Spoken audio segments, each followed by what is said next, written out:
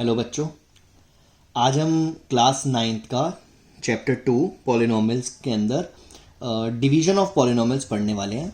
Division of polynomials ये भी एक बहुत इंपॉर्टेंट टॉपिक है इस चैप्टर का, जो आपको क्लास 10th में भी काम आएगा, 11th में भी काम आएगा और क्लास 12th में भी काम आएगा। तो हम एग्जाम्पल से स्टार्ट करते हैं। सबसे पहला example number 6 which is on page number 36 है। ये एनसीईआरटी के सॉल्यूशंस में मैं आपको बता रहा हूं। इसमें लिखा हुआ है कि डिवाइड px बाय gx, और आपको ये px और gx दोनों क्वेश्चन में ही गिवन है।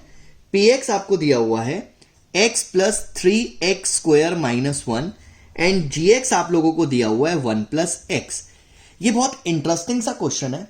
एक्चुअली इस क्वेश्चन के अंदर जो px और gx दिया हुआ है वो अरेंज्ड नहीं है और बच्चे यही गलती कर देते हैं। तो आपको ध्यान रखना है कि डिवीजन ऑफ पॉलिनॉमियल में आप किसी भी पॉलिनॉमियल को अगर दूसरे पॉलिनॉमियल से डिवाइड कर रहे हैं तो सबसे पहले वो अरेंज्ड होना जरूरी है। इसलिए जब हम डिवाइड करेंगे px को gx से तो सबसे पहले हम डिग्री के हिसाब से इसको अरेंज करेंगे। तो ये मैंने 3x square plus x minus 1 लिखा px को। नाउ मुझे इसको डिवाइड करना है x प्लस 1 से, और एक बहुत ही आसान और एक इंटरेस्टिंग सा मेथड मैं आप लोगों को बता रहा हूं जिससे आपकी गलती होने के चांसेस बहुत कम होंगे। सबसे पहले आपने इस पॉलिनॉमियल की फर्स्ट टर्म यानी कि 3x स्क्वायर को साइड पे लिखना है और आपने जिससे डिवाइड करना है उसकी फर्स्ट टर्म को डिवाइड करना है, और ये सबको आता है। यहां पर अगर मैं x को x से काट दूंगा तो आपको मिलेगा 3x। इसका मतलब ये हुआ कि आपको इस पॉलिनॉमियल से इसको डिवाइड करने के लिए सबसे पहले 3x से मल्टीप्लाई करना पड़ेगा। तो मैंने ये क्वेश्चन में लिखा 3x। तो अब मुझे क्या करना है, इस x प्लस 1 को इससे मल्टीप्लाई करना है और जो भी आएगा वो मुझे यहां पर लिखना है। तो मैंने देखो x को 3x से मल्टीप्लाई किया, ये 3x स्क्वायर आया। फिर मैंने 1 को 3x से मल्टीप्लाई किया, ये 3x आया। अब मुझे सब सब्ट्रैक्ट करना है इसको, क्योंकि जब आप डिवाइड करते हो तो आपको पता है कि ये सब्ट्रैक्शन होती है। देखो फर्स्ट टर्म अपने आप कट गई। तो ना तो आपको सोचना पड़ेगा कि मुझे किससे मल्टीप्लाई करना है, ना आपको कोई और प्रॉब्लम होगी। इस चीज को आप लोगों ने ध्यान रखना है और ये हम आगे भी यूज करते रहेंगे। जब हमने सब्ट्रैक्ट किया तो यहां से आ गया माइनस का 2x और माइनस का 1। फिर से वही कॉन्सेप्ट, इसकी फर्स्ट टर्म देखो क्या है, माइनस 2x साइड पे लिखी, और उसकी फर्स्ट टर्म क्या है जिससे डिवाइड करना है x। आपको क्या मिला यहां से, -2। इसका मतलब आपने यहां -2 लिखना है। अब आपने इस पॉलिनॉमियल से इसको मल्टीप्लाई करना है -2 से। तो पहले x को किया विच इज -2x, फिर आपने 1 को किया दिस इज -2, फिर आपने साइन चेंज कर दिए क्योंकि आप सब्ट्रैक्ट कर रहे हो। ये पार्ट आपका कट गया और यहां से आपको रिमाइंडर मिला 1। तो ये जो आपके सामने आया है दिस इज रिमाइंडर। तो अब आप ध्यान से देख लीजिए, ये हमारा डिवाइजर हो गया, divisor.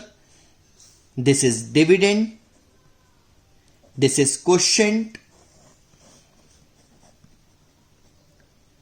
And this is remainder. और अगर आप यहां पर चेक करोगे, dividend is equal to divisor into quotient plus remainder, तो ये इस चीज को हमेशा सेटिस्फाई करेगा, चाहे वो पॉलिनॉमियल्स के केस ही क्यों ना हो। एक और डिवीजन देखते हैं, example number 7। This is on page number 38। इसमें भी ऐसे ही है, divide the polynomial 3x raise to the power 4 minus 4x cube minus 3x minus 1 by x minus 1। मतलब आपको इसको x माइनस 1 से डिवाइड करना, और मैं वही कॉन्सेप्ट यूज करूंगा जो मैंने अभी आपको बताया था। सबसे पहले फर्स्ट टर्म लिखी और पहले जिससे डिवाइड करना है उसकी भी फर्स्ट टर्म लिखी। तो आपको देखो ये 3x क्यूब मिला। now आपको पता है मुझे 3x क्यूब से इन दोनों को मल्टीप्लाई करना है। तो पहले इससे किया this is 3x raise to the power 4, फिर इससे किया माइनस 3x क्यूब, और जब आपने इसको सब्ट्रैक्ट किया ये आपका पार्ट कट गया, माइनस का x क्यूब माइनस का 3x माइनस का 1। अब आपको पता है नेक्स्ट टर्म है माइनस x क्यूब, आपने x से डिवाइड किया तो यहां से आपको मिलेगा माइनस का x स्क्वायर। तो आपको पता है मुझे माइनस x स्क्वायर से मल्टीप्लाई करना है, ज्यादा सोचने की जरूरत नहीं पड़ेगी और ये लिखने में टाइम भी कम लगेगा। तो आपने x से जब मल्टीप्लाई किया माइनस एक्स क्यूब माइनस 1 से किया प्लस एक्स स्क्वायर, और यहां पर जब आप सब्ट्रैक्ट करोगे तो ध्यान से देखो क्या प्रॉब्लम आ रही है। हमारे सामने प्रॉब्लम आ रही है कि इन दोनों की डिग्री अलग अलग है, तो कोई प्रॉब्लम नहीं है, अगर दोनों की डिग्री अलग अलग भी है तो -3x एज इट इज आ जाएगा, -x² एज इट इज आ जाएगा, और ये -1 रहेगा। चाहो तो आप इसको साइड पे भी लिख सकते हो, उससे भी कोई प्रॉब्लम नहीं है, और मैंने अरेंज्ड ऑर्डर में लिखा है, इस चीज को भी आप लोगों ने ध्यान रखना है। तो जब यहां पर x, दोनों x को देख लो, जब यहां पर कभी भी डिग्री सेम ना हो तो ना तो ये ऐड हो सकते हैं ना ये सब्ट्रैक्ट हो सकते हैं, मतलब ये दोनों आएंगे, और दोनों के आगे जो भी साइन है वही साइन आएगा, माइनस का 3x, और ये माइनस का x² मैंने पहले लिखा क्योंकि मैंने आपको बताया था डिवीजन में अरेंज होना जरूरी है। तो अब फिर से देखिए, पहली टर्म -x², और किससे डिवाइड करना है, x से, तो ये आएगा माइनस का x, आपको पता है नेक्स्ट टर्म हमारी -x आनी है, तो जब हम मल्टीप्लाई करेंगे ये -x² आ जाएगा, यहां से आ जाएगा +x, और जब आप इसको सब्ट्रैक्ट करोगे ये पार्ट हमारा कट जाएगा, माइनस का 4x माइनस का 1 बचेगा, और फिर से आपके पास जो टर्म आ रही है उसको देख लीजिए, यहां पर -4x हमारी फर्स्ट टर्म है, और यहां पर हमने फर्स्ट टर्म यानी कि x से डिवाइड किया, तो दिस इज माइनस का 4 आया, मतलब हमें -4 से मल्टीप्लाई किया है करना है, तो ये माइनस का 4x हो गया, और जब इसको मल्टीप्लाई करा तो ये 4 हो गया, और अब आप ध्यान से देखिए जब सब्ट्रैक्ट करेंगे ये पार्ट कैंसिल होने के बाद हमारा रिमाइंडर बचेगा -5। तो ये सबसे इजी वे होता है, और जल्दी जल्दी मल्टीप्लिकेशन आप कर पाएंगे, आपको पता चल जाएगा कि किससे मल्टीप्लाई करना है, और आपको डिवाइड करने में टाइम नहीं लगेगा। इस चीज का आप लोगों ने ध्यान रखना है। नेक्स्ट एग्जाम्पल पे आते हैं। Next example is example number 8। This is also on page number 38, और इसमें भी ऐसा है, फाइंड द रिमाइंडर, क्वेश्चन आपका लिखा हुआ है find the remainder obtained, find the remainder obtained on dividing px which is x cube plus 1 by x plus 1। तो मैं आप लोगों को फिर से वैसे ही लिख के बताऊंगा, this is x cube plus 1, जब हमने इसको डिवाइड किया x प्लस 1 से, तो यहां पे ध्यान से देखना, सबसे पहली टर्म है x क्यूब, हमने इसको फर्स्ट टर्म यानी कि x से डिवाइड किया, तो यहां पर x² आया, मतलब हमने ऊपर x² लिखना है, तो ये आ गया x क्यूब, और जब हम 1 से मल्टीप्लाई करेंगे x² आएगा, और मैंने कहा था साइड पर भी लिख सकते हैं, तो हमने ये साइड पर लिख दिया। अब ध्यान से देखो, जब मैंने सब्ट्रैक्ट किया ये टर्म कट गई, और अरेंज्ड ऑर्डर में लिखना है तो -x² पहले आया, 1 बाद में आया, माइनस के x² को साइड पे लिखकर हमने x से डिवाइड किया फर्स्ट टर्म से फिर से, तो ये -x आया, मुझे पता चल गया कि ये -x आएगा यहां पर, इससे मल्टीप्लाई किया तो -x², 1 से मल्टीप्लाई किया, माइनस का x फिर से अलग से आ रहा था, तो इसलिए मैंने साइड पे लिख दिया। जब मैंने यहां पर साइन चेंज करे तो ये कट गया पार्ट, और अरेंज्ड ऑर्डर में लिखने के लिए मैंने यहां पर लिखा। अब आप खुद देखिए, आपको पता ही चल रहा होगा कि मुझे 1 से मल्टीप्लाई करना है, तो मैंने 1 से मल्टीप्लाई किया, this is x plus 1, subtract करके मेरा रिमाइंडर आया 0। तो मुझसे पूछा था फाइंड द रिमाइंडर, तो इस क्वेश्चन के अंदर जो रिमाइंडर है दिस विल बी 0। तो ये हमारा एग्जांपल नंबर 8 था, और ये था डिवीजन ऑफ पॉलिनोमियल्स, जो आप लोगों को बहुत काम आएगा हमारी अगली एक्सरसाइज में भी।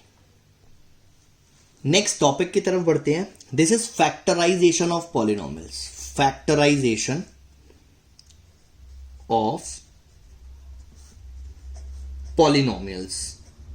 This is very very important again from the point of view of class 10th also। हम अभी 9th क्लास का पॉलिनोमियल कर रहे हैं, और ये 10th क्लास में भी काम आएगा, इवन ये 11th क्लास में भी काम आता है, और 12th में भी काम आता है। This is very very important, क्योंकि कहीं पर भी ये यूज हो सकता है। तो फैक्टराइजेशन करने के लिए, आगे बढ़ने के लिए इस टॉपिक में मैं आपके सामने सबसे पहले डिस्कस कर रहा हूं फैक्टर थ्योरम। फैक्टर थ्योरम आप लोगों को याद रखनी है कि फैक्टर थ्योरम क्या है। फैक्टर थ्योरम में आपको 2 पॉइंट्स को बेसिकली याद रखना है। पहला पॉइंट क्या है कि अगर px एक पॉलिनोमियल है, px इज अ पॉलिनोमियल जिसकी degree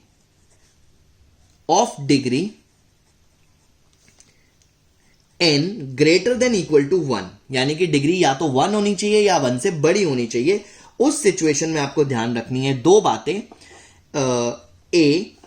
x minus a is a factor of px, is a factor of px अगर pa is equal to 0 हो जाए। ये हमने रिमाइंडर थ्योरम में भी पढ़ा था, अगर आपको याद आए कि अगर मैं ये x माइनस ए को px का फैक्टर बोल रहा हूं, तो ध्यान रखना है, अगर मैं x माइनस ए को px का फैक्टर बोल रहा हूं तो ये क्या चीज है, ये एक्चुअली में है कि pa इज इक्वल टू 0 होगा तो x माइनस ए भी फैक्टर होगा। तो मैं दोनों पॉइंट्स लिख रहा हूं, आपको ये चीज याद रहेगी। सेकेंड पॉइंट में लिख रहा हूं कि pa इज इक्वल टू 0 होगा if x minus a is a factor. यही बात मैं आप लोगों को बता रहा था कि अगर x minus a is a factor of px then pa is equal to 0। और इसी को वाइस वर्सा अगर पढ़े कि x माइनस ए फैक्टर होता है px का अगर pa इज इक्वल टू 0 है। तो ये दोनों बातें फैक्टर थ्योरम में आती हैं, इस चीज को ध्यान रखना और ये बहुत काम आएगी आप लोगों को कि आपको डिवाइड ना करना पड़े पूरे क्वेश्चन को। आप रिमाइंडर भी निकाल सकते हैं इस फैक्टर थ्योरम की हेल्प से, आप चेक कर सकते हैं कि क्या रिमाइंडर होगा।